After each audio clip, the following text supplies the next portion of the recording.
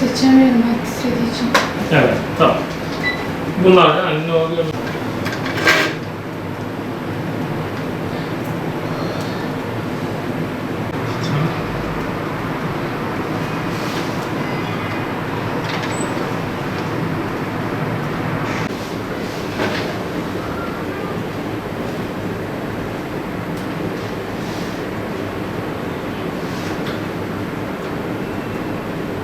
Böyle bakalım.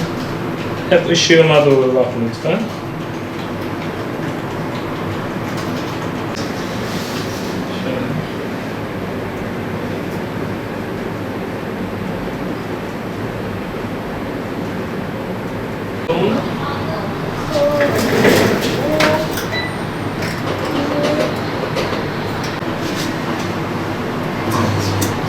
Şöyle. Şimdi Söyleyin. başını tam yansıtalım.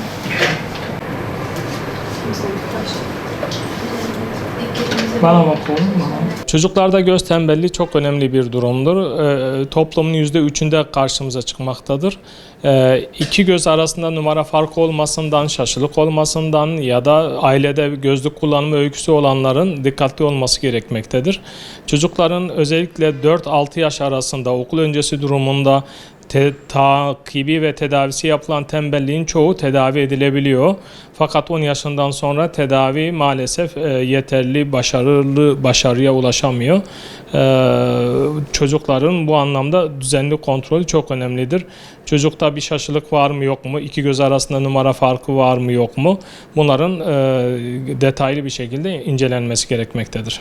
Aileler eğer bir çocuk gözünü kısıp bakıyorsa, bir gözünü değil de sadece bir gözünü kullanıyorsa, televizyonu çok yakından izliyorsa, ailede gözlük kullanım öyküsü ya da ailede önceki kardeşlerinde ya da anne babasında göz tembelliği var ise ailelerin bu konuda dikkatli olması ve çocukların kontrollerini aksatmaması gerekmektedir. Aileler çocuk eğer çok televizyona yakından izliyorsa, şöyle bir yakına gidip ya da sadece bir gözüne bakarken diğer gözü kayıyorsa, içe ya da dışa kayıyorsa aileler bunu fark edebilir.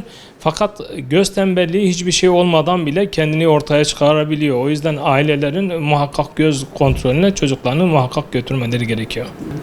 Maalesef bir ömür boyu bir az görmeyle karşılaşabilirler. Bu çocuklar ileri bazı özellikli görme meslekleri, mesela askerlik, polislik ya da şoförlük gibi bazı konulardan çocuklar ihmal kalabilir. Yani çocuğun görme düzeyi belli bir seviyenin altındaysa bu meslekleri yapamaz, şoför bile olamayabilir. O yüzden ihmal edilmemesi gerekiyor.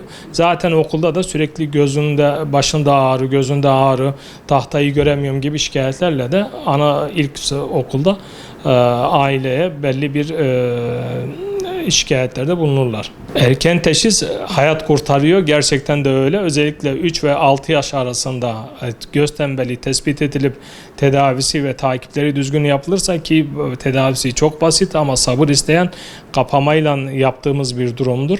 Bunu iyice yaptıklarında çocuğun tembelliği ortadan kalkıyor. Fakat 10 yaşından sonra maalesef tedaviye yanıt azalıyor. Ne kadar erken teşhis o kadar iyi yanıt, ne kadar geç teşhis o kadar başarısız bir yanıt diyebiliriz. Öncelikle zaten göz tembelliği olan hastalarda bir gözlük ihtiyacı varsa gözlüklerini yaptırıyoruz. Gözlüğe rağmen hala görmüyorsa bu sefer tembellik diyoruz bunlara, ambliyopi dediğimiz tıpta.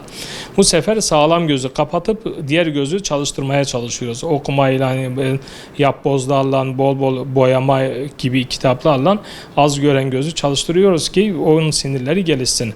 Fakat sinir gelişimi genelde 10 yaşında tamamlandığı için 10 yaşından sonra bu tedavilerin de bir faydasını göremiyoruz. Ameliyatlık bir tedavisi yok. Ambliyop ömür boyu öyle kalır. Bu yüzden muhakkak takiplerimizi dikkatli yaptırmamız gerekiyor.